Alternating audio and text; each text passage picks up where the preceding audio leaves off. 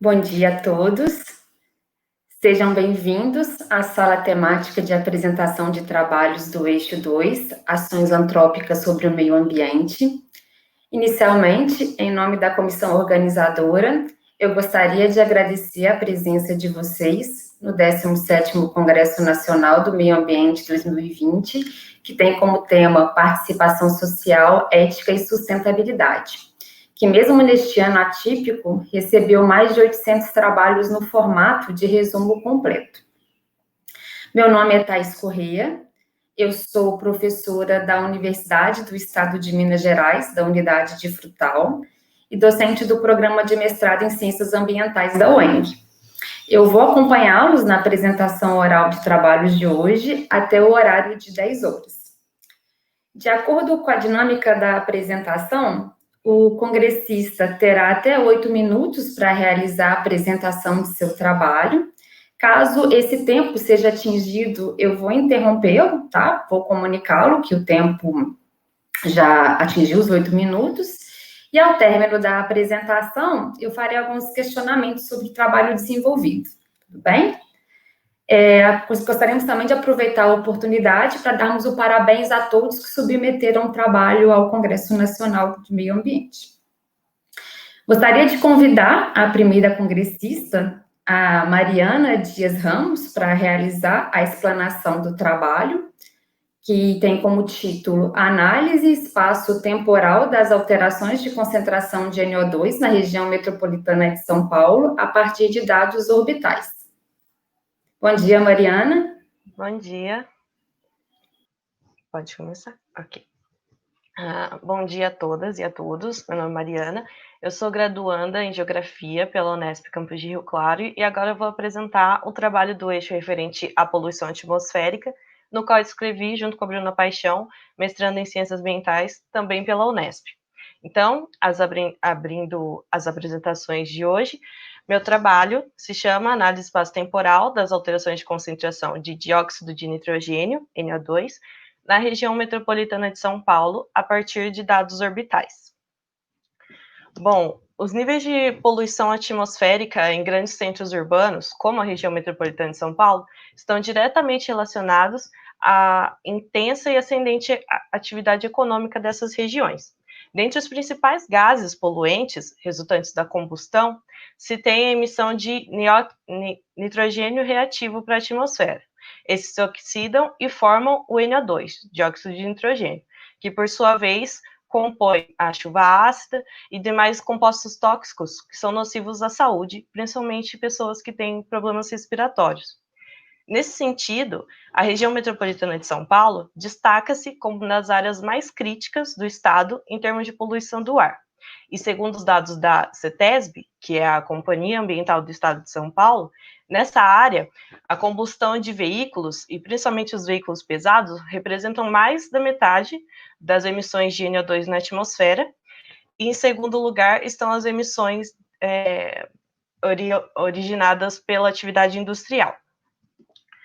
Tendo em vista a possibilidade de fazer medições e análises temporais a partir de dados obtidos com sensoriamento remoto, e também pelo fato desse ano nosso de 2020 ser um ano totalmente atípico no comportamento e dinâmica dos grandes centros urbanos e econômicos, devido às medidas necessárias pelo evento também atípico da pandemia da Covid-19, esse trabalho teve como objetivo realizar uma análise espaço-temporal comparativa entre as concentrações de NO2 na região metropolitana de São Paulo durante o primeiro semestre dos anos de 2019 e 2020, a partir de dados Sentinel-5P, visando assim identificar alterações ocasionadas em padrões de emissão. Bom, para atingir esse objetivo, o processamento foi feito na plataforma de computação em nuvem do Google Earth Engine, onde foram acessados gratuitamente imagens do sensor Sentinel-5P, que é mantido pela Agência Espacial Europeia, e no qual fornece diariamente informações sobre a composição atmosférica, com uma resolução espacial de 1 quilômetro. Então, foi aplicado nessa plataforma uma sequência de filtros de dados, primeiramente, referente à área de interesse, ao período de estudo, que seria o primeiro semestre de janeiro, o primeiro semestre de 2019 e 2020, e o tipo de dado a ser trabalhado. Então, nessa coleção de mais 5P foi selecionado o dado referente à densidade da coluna de NO2, na unidade de mol por metros quadrados. Em seguida, com os meus dados filtrados, foi aplicada uma série de redutores.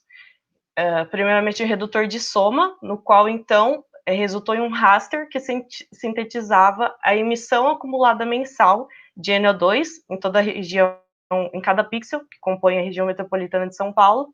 Esse dado foi exportado, só que ainda na plataforma também foi aplicado o redutor de média, em que a gente obteve valores da média da emissão acumulada mensal na região metropolitana de São Paulo.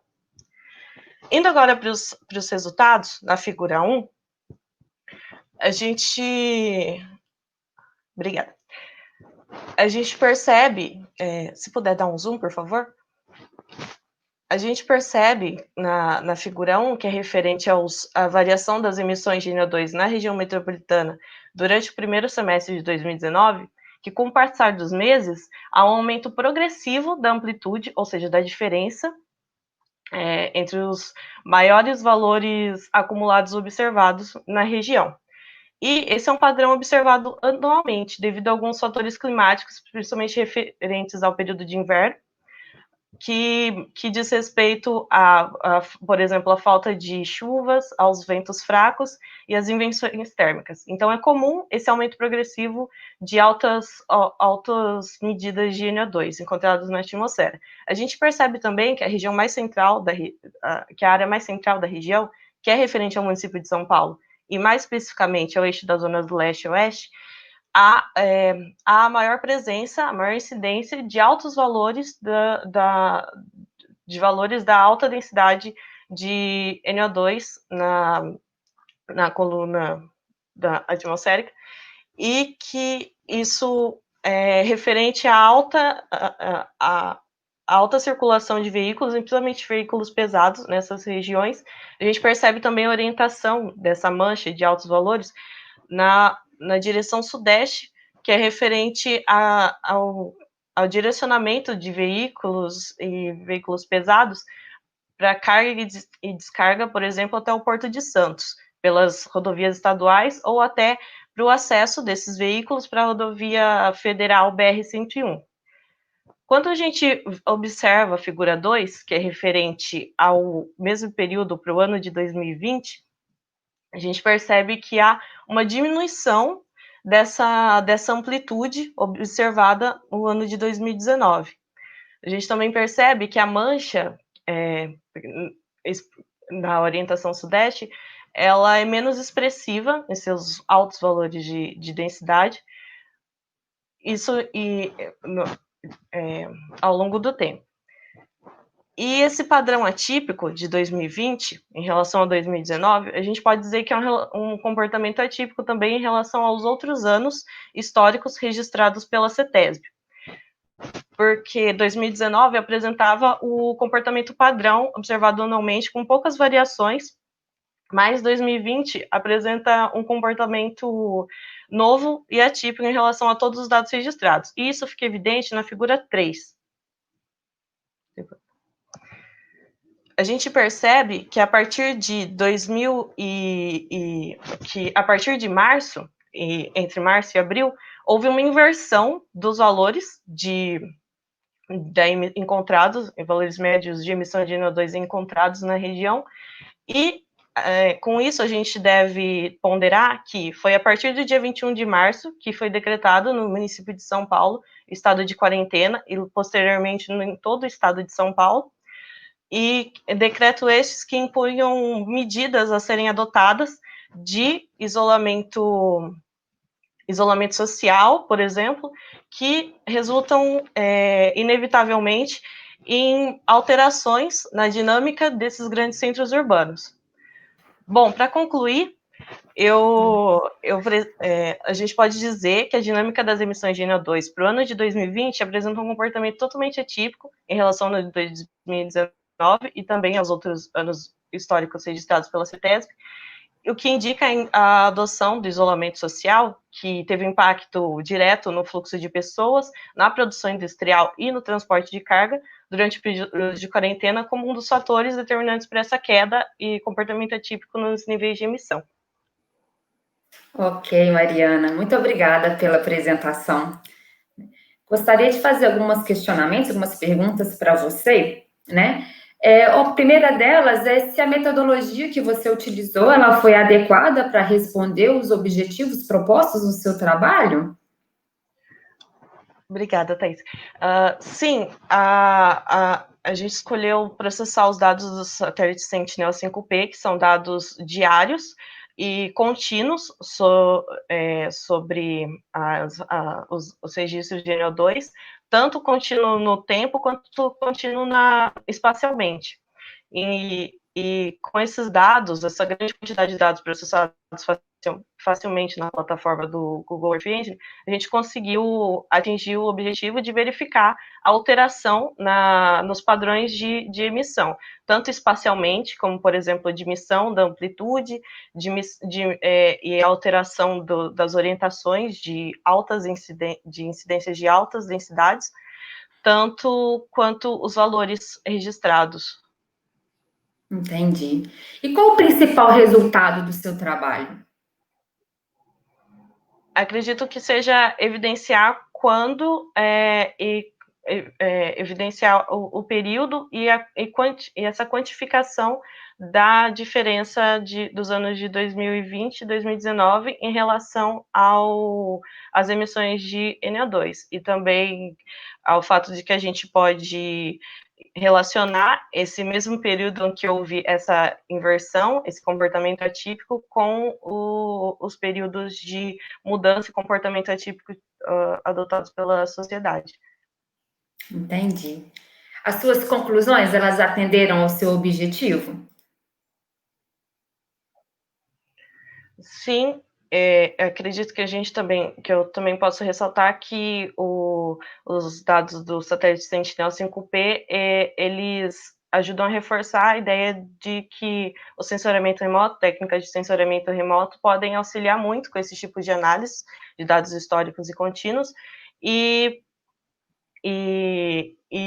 sim, a gente conseguiu comprovar esse comportamento atípico que a gente está vivendo nesse período, e que reflete em várias outras questões, como, por exemplo, os registros observados na composição atmosférica.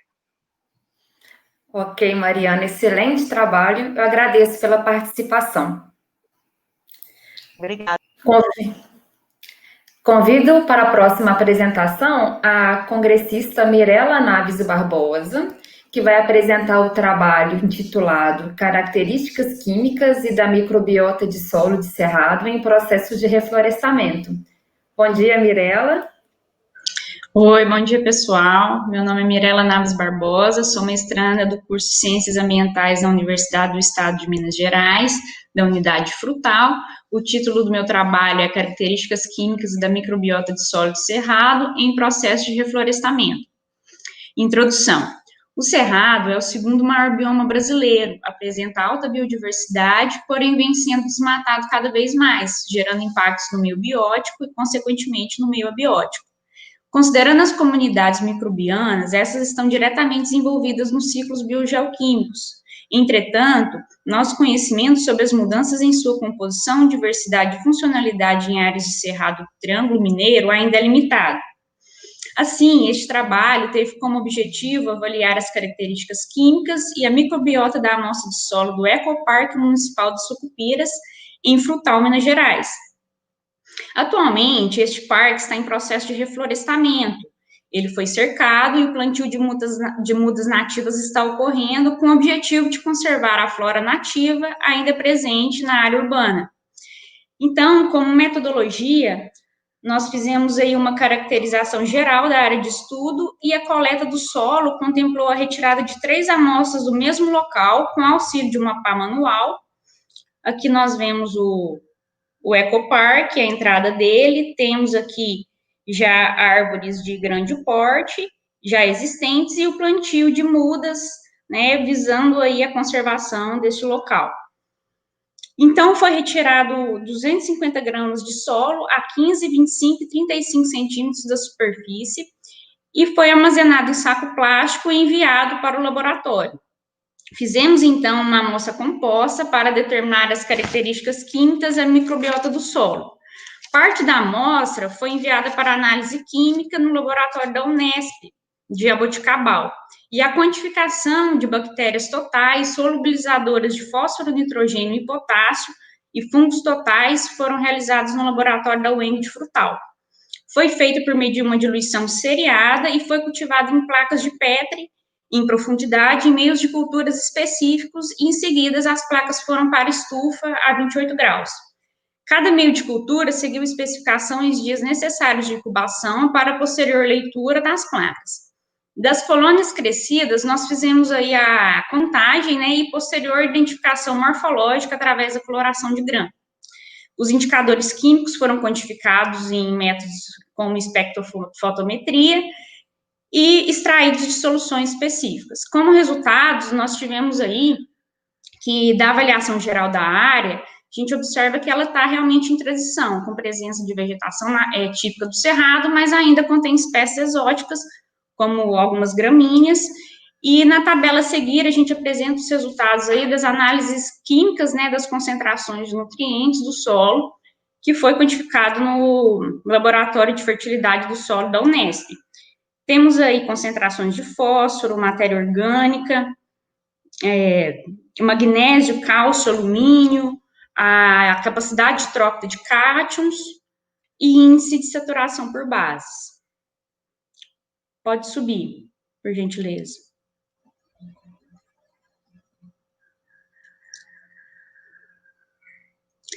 Então, avaliado aí os resultados, né,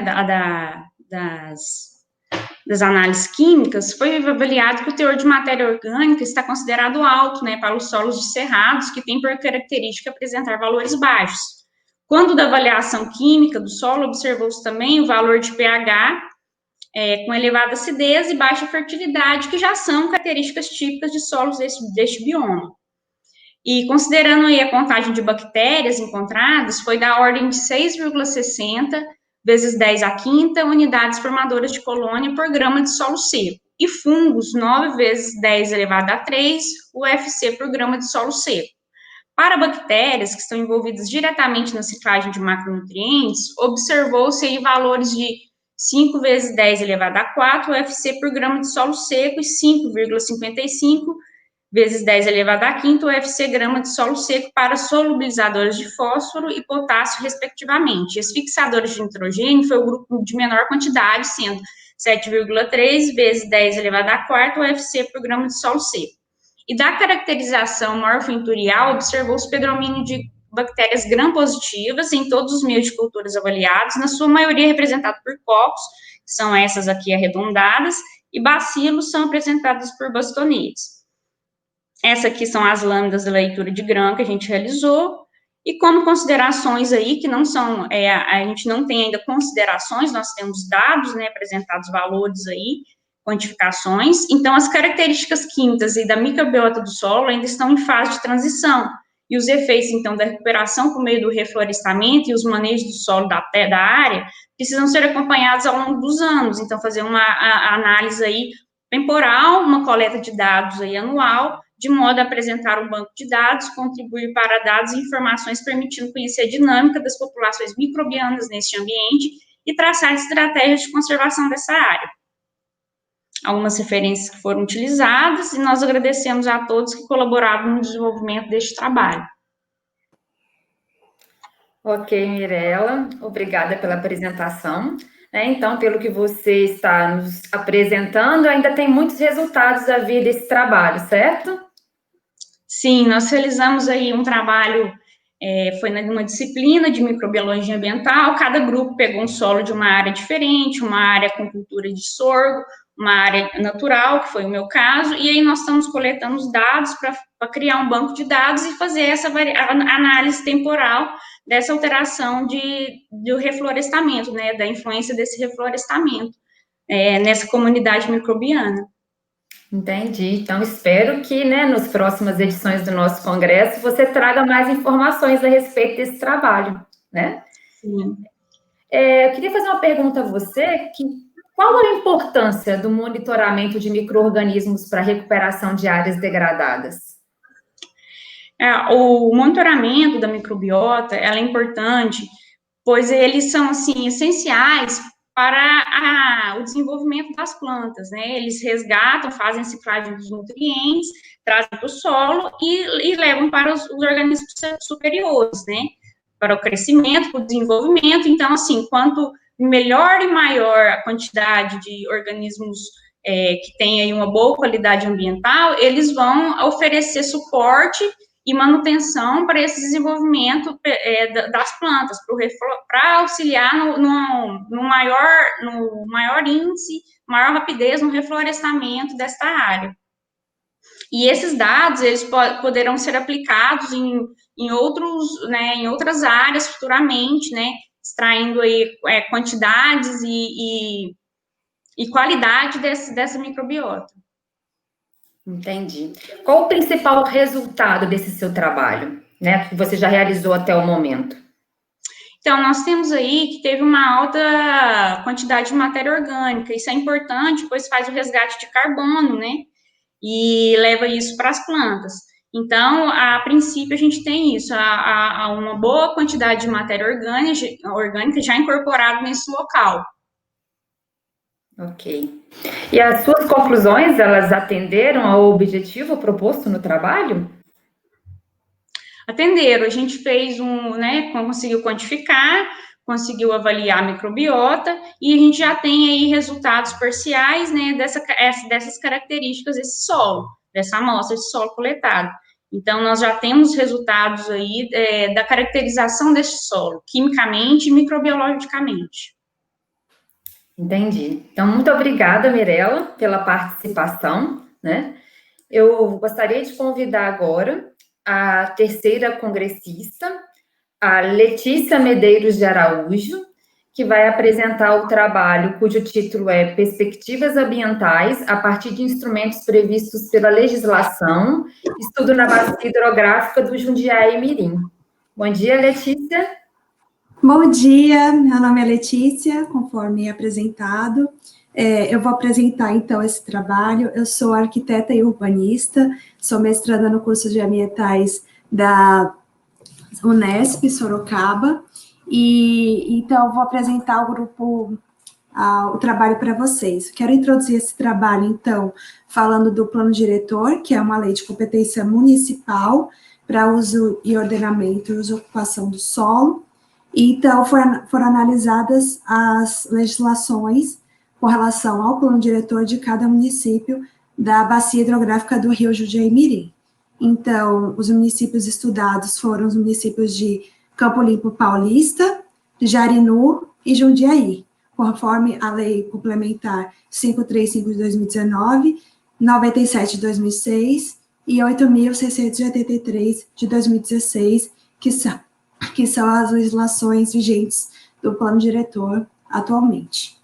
O objetivo desse trabalho foi relacionar essa legislação com relação à perspectiva ambiental para essa bacia, né? Então, se ela está, qual é a perspectiva ambiental, né, com relação ao que a lei permite de uso e ocupação desse solo.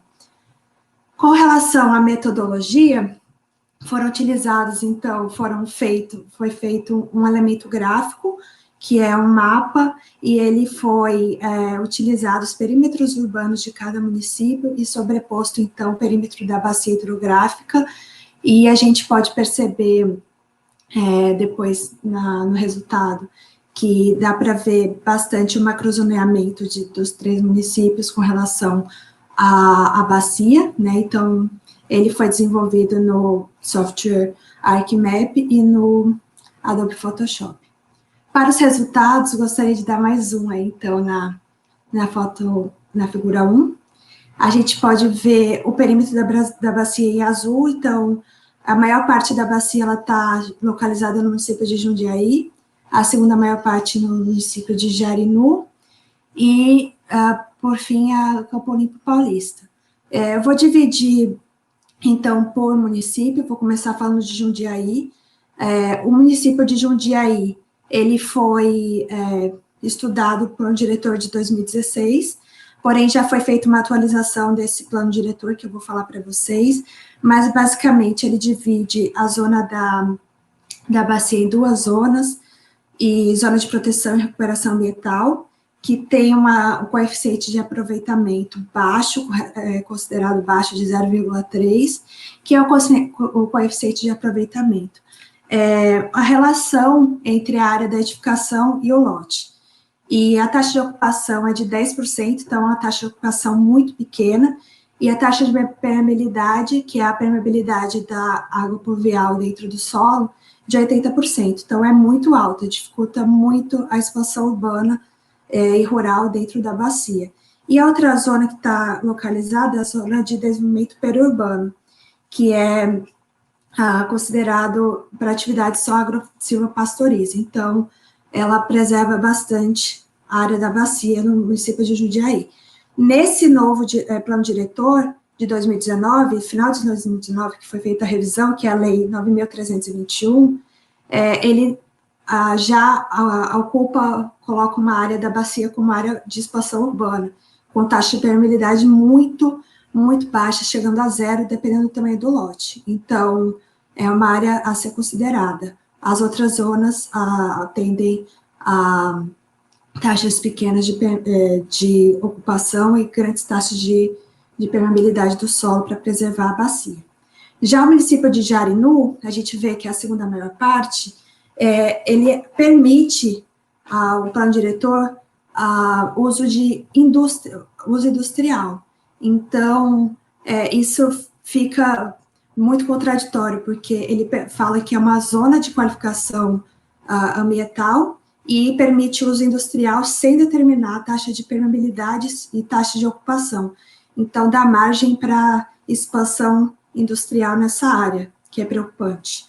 Já o município de Campo Limpo Paulista, ele divide em zona eco-urbana, o plano diretor, e zona de produção rural, com zonas com taxas de ocupação muito pequenas, que varia de 30% a 10%, no tamanho, dependendo da localização do lote, e taxa de permeabilidade chega a 90%, então preserva muito a bacia nesse local.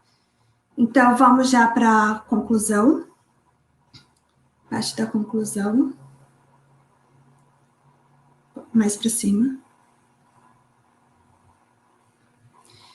Bom, a gente pode entender, então, que a conclusão é que o município de Jarinu é o município que ele mais permite a expansão industrial e rural no perímetro da bacia, que é muito preocupante. Porém, esse município de Jarinu, ele está fazendo atualmente a revisão do seu plano diretor, ele está em consulta pública nesse momento, então ele está fazendo a revisão esse ano, eu espero que seja melhor conduzida essa parte.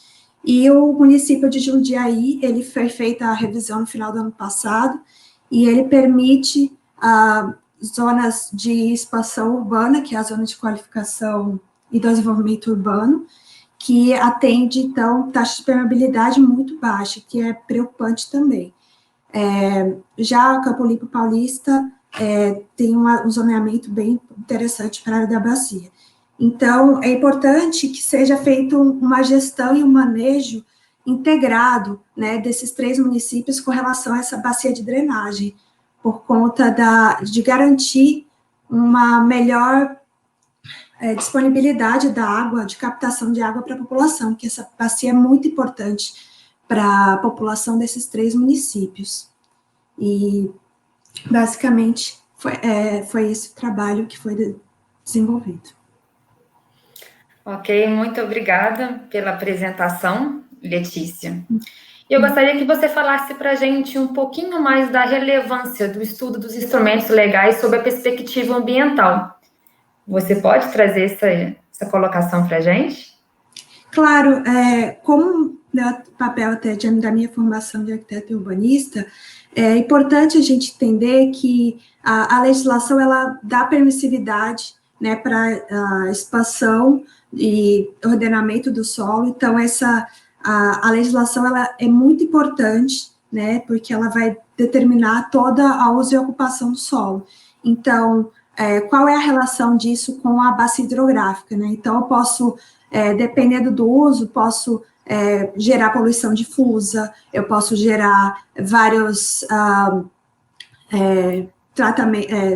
dispersão de efluentes dentro da bacia, o que é muito prejudicial à bacia com relação à carga de sedimento, sedimentação e poluição dentro dessa bacia. Então, ela tem feito monitoramento com muita poluição, então isso é decorrente desde todos esses anos, né, dessa permissividade dessas leis, né, que elas deixam, né, esse uso descontrolado rural dentro dessas terras. Então, é isso, basicamente.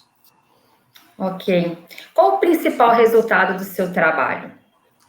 Bom, o principal resultado é que, de forma geral, todos os municípios eles têm se atentado ao cuidado melhor com essa região dessa bacia, principalmente o município de Campo Limpo Paulista, né, que ele realizou em 2016, ou 2019, desculpa, a revisão no início do ano, e ele se atenta a deixar taxas de permeabilidade do solo muito altas, então dificulta a expansão urbana e rural nessa área. Já o município de Jundiaí, ele também, a maior parte da bacia também estão localizadas nessas zonas de proteção, porém ele deixa uma parte com relação à expansão urbana muito alta. Me espantou ver taxa de permeabilidade chegando a zero, em lotes de menos de 100 metros quadrados. Então, até na área urbana, isso é algo muito, muito forte, porque a água não vai penetrar no solo, então não vai haver drenagem, então pode ocasionar vários problemas urbanos, dentro do centro urbano, ainda mais em área de bacia hidrográfica. Foram essas as conclusões. Ok, então. Eu agradeço, então, a sua participação, Letícia, né? E gostaria de, né, parabenizar pelo trabalho, tudo bem? Obrigada, muito obrigada. Gostaria de convidar agora a nossa próxima palestrante, né, que é a Adriele Santos de Santana, a nossa congressista, né, para apresentar o trabalho Precariedade nos Serviços de Saneamento Básico e a Extrema Pobreza no Brasil. Bom dia, Adriele. Bom dia, Thaís. Bom dia a todos. Como foi apresentada, meu nome é Adriele Santana, eu sou economista e doutoranda em economia pela Universidade de Brasília. O trabalho que eu vou apresentar foi em coautoria com o economista Christian Arnett, com o professor do Departamento de Economia Marcelo de Oliveira Torres e com o técnico de Planejamento e Pesquisa do Instituto de Pesquisa Econômica Aplicada, Gesmar Rosa dos Santos. O trabalho ele tem como título Precariedade nos Serviços de Saneamento Básico e a Extrema Pobreza no Brasil. Então, eu vou introduzir um pouco com as motivações para a realização dessa pesquisa. E essa motivação ela parte da relevância que estudos sobre saneamento básico no Brasil têm nas áreas de economia, meio ambiente, políticas públicas e também na área de gestão e planejamento territorial. Os debates que ocorrem dentro dessa temática, eles abordam a fragilidade do saneamento e também propõem medidas para garantir eficiência, eficácia e equidade dos serviços ofertados. Como marco legal do saneamento, a gente tem a Lei 11.445, de janeiro de 2007, que ela traz o conceito de saneamento básico, como um conjunto de serviços, infraestruturas e instalações operacionais de abastecimento de água potável, coleta e esgotamento sanitário, limpeza urbana de águas fluviais. Mas, além desse conceito, a legislação também traz alguns princípios básicos que regem o saneamento no país. E um deles é a universalização do acesso a esses serviços. Só que no viés prático, a gente percebe que o Brasil ainda está longe de alcançar essa universalização. E essa situação ainda fica mais grave quando a gente vai comparar o acesso a serviços de saneamento entre famílias em situação de pobreza e extrema pobreza. E tem vários fatores que justificam isso, mas o que é mais relevante analisar é os impactos dessa falta de acesso, que afetam tanto as capacidades cognitivas dos indivíduos, como também geram impactos ao meio ambiente e à saúde dessas pessoas e dessas famílias. Então, diante disso, o trabalho tem como objetivo analisar a causalidade entre as variáveis relacionadas com saneamento básico e a incidência de extrema pobreza entre as famílias brasileiras, mas, na verdade, a gente propôs mais analisar a correlação entre variáveis relacionadas com saneamento e a ocorrência de extrema pobreza, porque seria errado afirmar que a falta de saneamento causa pobreza, e também a gente não pode afirmar que a pessoa que tem situação de pobreza vai ter piores serviços de saneamento. Então, na verdade, a gente vai estimar essa correlação. Então, para isso, como metodologia, a gente utilizou um modelo de escolhas binárias, ou seja, variáveis que assumem somente dois valores, um para caso positivo, para a ocorrência de determinado serviço, e 0 quando essa variável não ocorre. Foram utilizadas como base o Cadastro Único do Governo Federal para o ano de 2018. Essa base ela conta com informações de mais de 4.800.000 famílias brasileiras. Por isso, a gente escolheu uma amostra aleatória de 20.000 famílias, que foi uma margem de 99% de confiança e 1% de margem de erro. Só que dessas 20.000 famílias, apenas 17.809 foram consideradas para rodar o modelo Probit e o modelo Logit. Então, esse número de famílias é devido à quantidade de informações completas para estimar o modelo. Então, utilizamos a seguinte fórmula para estimar os modelos Probit e Logit. Se puder dar um zoom, por favor, nessa equação, na metodologia, observamos que o que a gente tenta provar é que a probabilidade de ocorrência de extrema pobreza é uma função das seguintes variáveis: se a família está localizada em domicílio rural, se a família possui água encanada, se ela possui serviço de abastecimento de água por meio de rede de distribuição, se ela possui coleta de lixo, por mais que seja direto ou indiretamente, se eles possuem escoamento sanitário, aí nesse caso a gente considerou por meio de rede coletora de esgoto, rede fluvial ou também fossa séptica, e se a família também está cadastrada no programa Bolsa Família. Então, para considerar a extrema pobreza, a gente utilizou o recorte do Ministério do Desenvolvimento Social e do Ministério da Cidadania, que considera a situação de extrema pobreza famílias que têm renda mensal de até R$ 89. Então, como os principais resultados, se puder dar zoom na tabela, por favor. Tabela superior. A gente fez todos os testes estatísticos para analisar o ajuste das variáveis no modelo. Então, o teste de razão verossimilhança comprovou que as variáveis utilizadas no modelo tiveram um bom ajuste, mas, surpreendentemente, duas variáveis não apresentaram coeficientes significativamente estatísticos significativamente, que foram as variáveis domicílios situados em zona rural e a variável abastecimento de água. As demais variáveis apresentaram valores significativos e os sinais esperados. A variável Bolsa Família foi a única que apresentou o sinal positivo, e essa correlação é comprovada porque o programa é direcionado principalmente para a população em situação de pobreza e extrema pobreza. Já os serviços de saneamento básico, ou seja, água, coleta de lixo e escoamento sanitário, apresentaram sinais esperados negativos. Isso comprova que famílias em situação de extrema pobreza têm maior probabilidade de apresentar serviços precários de saneamento, assim como a precariedade desses serviços tem mais chances de ocorrer entre famílias de baixa renda, em situação de vulnerabilidade econômica. Então, como principais considerações desse trabalho, a gente comprovou essa relação negativa entre serviços de saneamento básico e a ocorrência de extrema pobreza.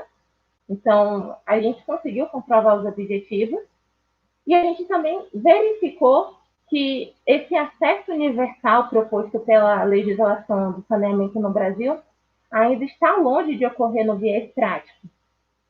Além disso, a gente conseguiu perceber também a necessidade de trabalhar em cima da importância do saneamento para a questão da saúde e das capacidades cognitivas dos indivíduos e também analisar os impactos da falta de saneamento para o meio ambiente.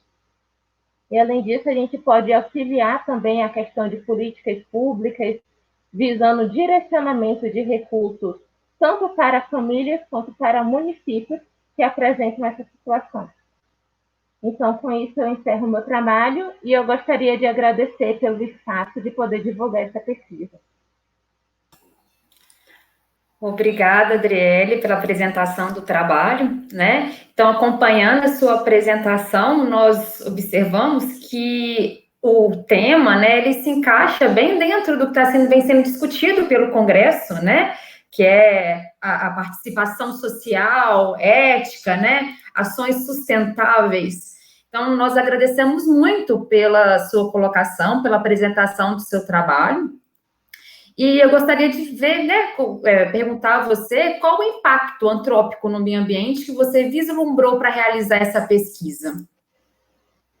Bom, na verdade, a gente fez o trabalho baseado em dados secundários do Ministério do Desenvolvimento Social. Então, a gente pegou informações declaratórias de famílias do Cadastro Único. Então, foi primeiro uma análise exploratória. Só que a gente tem dados, informações, revisões de literatura que comprovam que o saneamento, a precariedade no saneamento, gera impacto à saúde das famílias e também ao meio ambiente, como poluição, o descarte irregular do lixo, do esgotamento sanitário. Só que essa questão não foi abordada no artigo, na verdade só teve o limite de 5 páginas, então a gente focou mais nessa correlação. A gente quis demonstrar primeiro que há essa relação negativa entre a adequação dos serviços de saneamento e a ocorrência de extrema pobreza. Mas futuramente a gente pretende ampliar isso. E tragam para a gente também mais informações a respeito do trabalho, né? Será muito interessante para a gente. E aí, como você apresentou, a metodologia que você escolheu, né? Que vocês escolheram, né? Ela foi adequada para responder aos objetivos que vocês proporam? Sim, ela foi adequada por causa da base de dados que a gente utilizou. Porque essa base, como eu falei, são dados declaratórios. Então, as informações variam entre sim ou não. Então, o modelo analisa somente escolhas binárias, ou seja, valores positivos ou negativos. E, diferente de outras análises, outros modelos econométricos que analisam o valor dessa relação, esse modelo só analisa o efeito. Então, somente o sinal é importante para considerar. Entendi. E aí, o que você traz para a gente como principal resultado da sua pesquisa? Como principal resultado, além desse efeito negativo, na verdade, a gente percebeu que, por mais que existam estudos falando sobre saneamento e ocorrência de pobreza, são poucos que quantificam essa relação.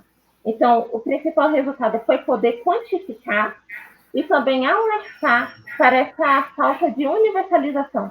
Ainda está longe de ocorrer essa universalização do saneamento, que a gente também verificou que aproximadamente 50% das famílias brasileiras têm acesso a serviços de saneamento adequados, que ainda está longe do ideal.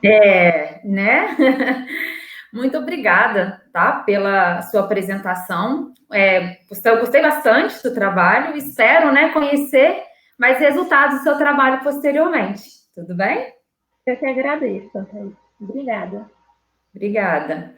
Então, nós vamos agora, a nossa última congressista desse dia, desse segundo dia, né, a apresentar o trabalho, cujo título é Construção de um Sistema de Dessalinização Solar, SDS, com materiais alternativos, que será apresentado pela Camila dos Santos Silva.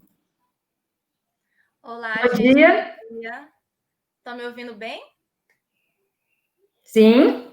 Ah, tá certo. Vou tentar falar um pouco mais alto, então. Bom, gente, como já me apresentaram, meu nome é Camila dos Santos Silva, sou formada em Engenharia Ambiental pela Universidade Selma, aqui de São Luís do Maranhão, e eu vou apresentar o trabalho intitulado como Construção de um Sistema de Dessalinização Solar com Materiais Alternativos. Bom, esse trabalho ele surgiu principalmente da ideia, né, da realidade que nós temos em que nas zonas rurais, principalmente, nós sabemos que há uma deficiência no abastecimento, né, nas zonas rurais. Então, isso acaba fazendo com que os moradores, a população, busquem outras fontes de recursos hídricos, né, de água. E acaba que, muitas vezes, essas fontes elas não têm um tratamento adequado. Então, as águas não são... não é uma água potável própria para o consumo. Então, nós vimos a necessidade que nós temos no Brasil, de uma forma geral, de formas alternativas para o tratamento de água.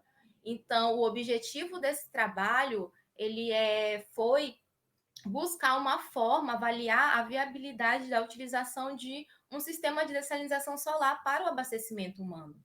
Então, a metodologia que nós utilizamos para elaborar esse sistema de dessalinização solar foi a construção de alguns equipamentos. Se vocês puderem dar zoom na foto, por favor. Certo. Então, aqui nessa foto, nós temos a principal etapa, digamos assim, mas é uma das etapas do sistema de dessalinização solar, que é o dessalinizador solar de água, que esse equipamento, esse protótipo, ele funciona como uma estufa. Então, a água vai entrar através de um sistema de canalização, ele vai entrar água salina, salobra, né, que possui uma quantidade de sais dissolvidos que não é própria para o consumo humano, para o abastecimento humano, não é considerado como uma água doce.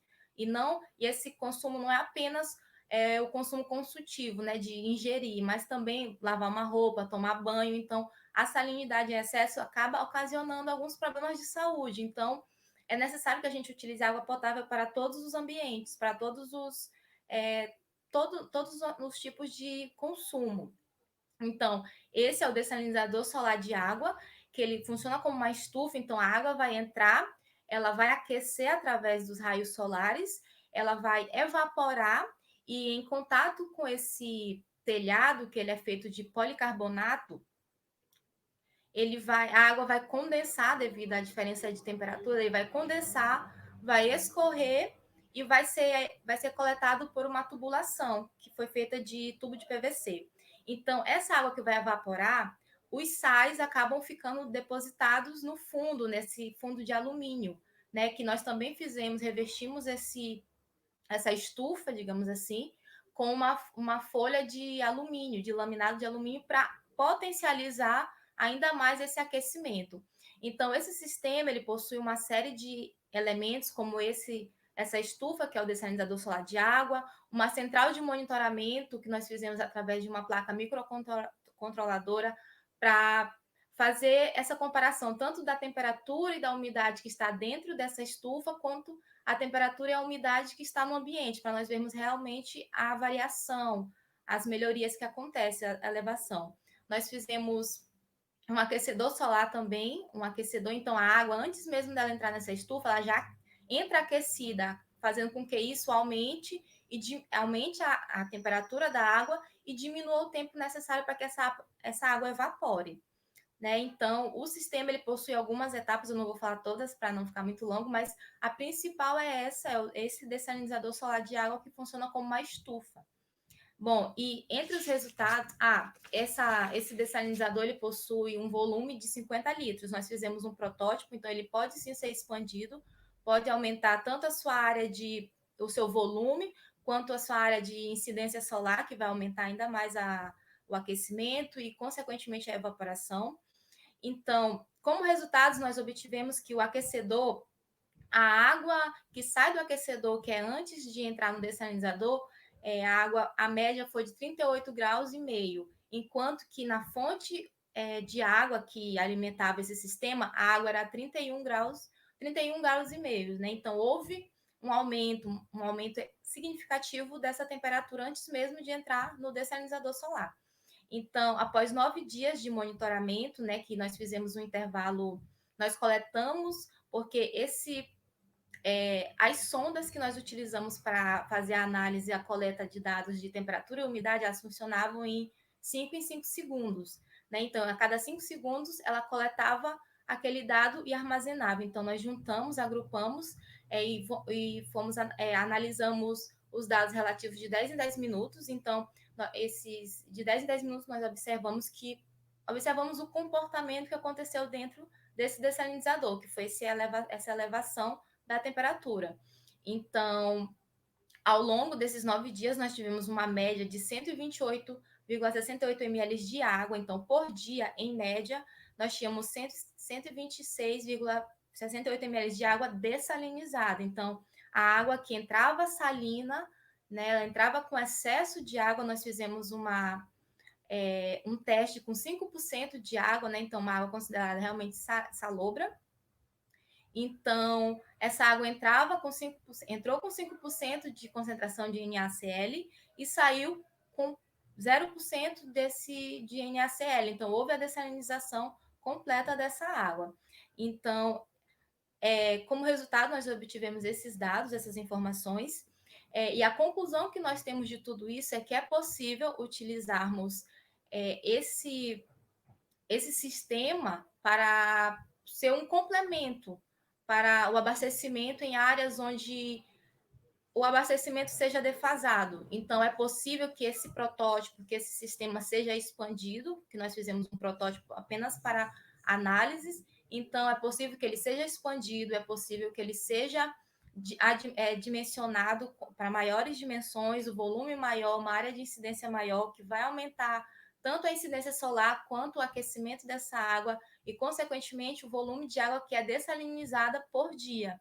Então, nós concluímos que é possível utilizar esse sistema de dessalinização solar para complementar o abastecimento em locais onde a água não seja própria para o consumo humano. Então, esse foi o nosso trabalho e eu agradeço a oportunidade de estar aqui apresentando ele. Muito obrigado, Camila, pela apresentação do trabalho, né? Tema super relevante, né, para a atualidade. Nós já temos observado sinais de surgimento de uma crise hídrica no planeta, certo? Então, eu gostaria de saber de você se esses materiais alternativos propostos no dessalinizador, eles se mostraram eficazes para o processo que vocês, né, desejaram. Sim, eu acabei esquecendo de falar na apresentação, mas todo o revestimento do dessalinizador, né, dessa estufa, ela foi feita com poliestireno expandido, que é o conhecido como EPS, que é um produto que é muito utilizado na construção de lajes. Inclusive, nós coletamos essas placas de EPS de uma obra inacabada que estava próxima de nós. Então, é um elemento, né, muito comum, muito utilizado na construção civil de uma forma geral, e ele se mostrou assim muito eficiente, porque ele tem a capacidade de armazenar o calor, né? Então, a água que está ali aquecida, ela não esfria, digamos assim, com facilidade, devido à vedação que essa placa de EPS permite. Tanto é que foi observado que mesmo durante a noite, a água continuava evaporando, porque o calor que ficava ali ficava armazenado. Então, tanto a placa de EPS foi muito eficiente, o laminado, a placa de laminado que nós utilizamos para revestir o interior foi muito eficiente, porque aumentou o aquecimento, a incidência solar. O policarbonato também foi muito eficiente, porque ele é maleável, então é possível de ser moldado, né, de acordo com o que nós queremos que seja, a forma que nós queremos que seja esse telhado, digamos assim. E nós revestimos também de uma fita aluminizada, que ela é utilizada muito em refrigeração, que ela também tem esse propósito de tanto de vedação como armazenar a temperatura. Então, nós vimos que esses materiais alternativos, eles foram muito eficientes, eles se mostraram muito eficientes para essa proposta que nós utilizamos. Que ótimo, espero que consiga transportá-lo depois para uma escala maior, né? Sim, é o nosso objetivo. Sim. E eu gostaria de ver com você quais os benefícios que a sua pesquisa pode proporcionar, tanto ao meio ambiente quanto à população. Tá. Bom, quanto ao meio ambiente, nós temos que, como eu falei, esse material que nós utilizamos, a placa de EPS, ela estava descartada no ambiente, então é um resíduo, né? Então, utilizando uma forma de utilizar essa placa para uma outra finalidade já evita que esse produto, que esse resíduo seja descartado de forma incorreta no meio ambiente, né? Então, já é um benefício, né? Dar uma alternativa para reutilizar esse material. E também nós temos a questão é uma forma de melhorar, é uma alternativa em áreas onde não há um sistema de abastecimento eficiente, não há um sistema de tratamento eficiente da água. Então, como ele é de fácil manuseio, de fácil até manutenção, é possível que pessoas mais leigas, as pessoas com menos instrução, consigam manusear esse sistema. Então, é possível que ele seja implantado nas casas, em locais onde a água não é própria para o consumo, para que haja esse tratamento, para que a pessoa possa utilizar essa água sem acarretar em problemas de saúde. Então, tem tanto essa questão de evitar que esses resíduos acabem gerando impactos ambientais, né, esses resíduos sejam reaproveitados, quanto também essa questão de melhorar a qualidade de vida, a água que vai chegar até essas pessoas que não têm acesso à água com a qualidade necessária que nós precisamos para o nosso abastecimento. Excelente. E aí, para a gente fechar, né, eu gostaria de saber se as suas conclusões, elas atenderam aos objetivos que vocês proporam. Sim, elas atingiram e até nos surpreenderam, que foi essa questão que nós observamos que mesmo durante a noite continuava evaporando a água, porque nós temos a ideia de que apenas nós achávamos que apenas durante o dia, né, que o sol estava ali presente, que essa água iria ser dessalinizada, mas nós vimos que tanto que essa estufa, né, que ele acabou, esse dessalinizador acabou funcionando como uma estufa, ele armazenou muito bem esse calor, o calor específico da água. Então, mesmo durante a noite, mesmo com as temperaturas mais baixas, a temperatura ambiente, a temperatura no interior desse dessalinizador, ela se manteve tão elevada que a água continuou evaporando. Então, mesmo durante a noite, é possível que essa água continue sendo tratada para utilização. Então, na verdade, esse projeto acabou nos surpreendendo e superando as nossas expectativas. Excelente, espero mais uma vez, mais um trabalho, né, que nós esperamos ver, né, outras publicações, mais frutos, né? Espero que no próximo congresso, quem sabe você já traga para a gente, né, ele em maior escala e ver que ele já está funcionando, né, para atender mais a população. Será excelente. Tá certo. Muito obrigada pela apresentação. Né? Eu que agradeço a oportunidade. Ótimo. Então, nós tivemos excelentes trabalhos apresentados na nossa mesa de debates hoje, né?